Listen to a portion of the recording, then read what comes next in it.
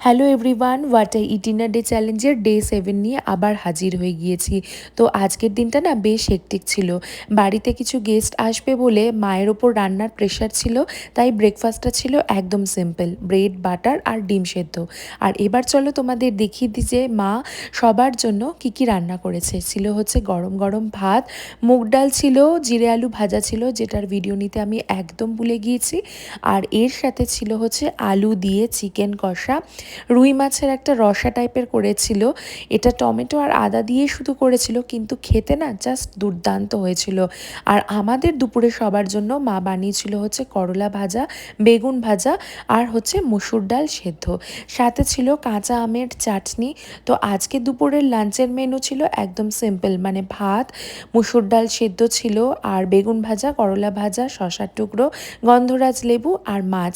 রাত্রিবেলা আমরা চিকেনটা খাবো ঠিক করেছি, তাই এইবেলা আর চিকেনটা নিয়ে নিই।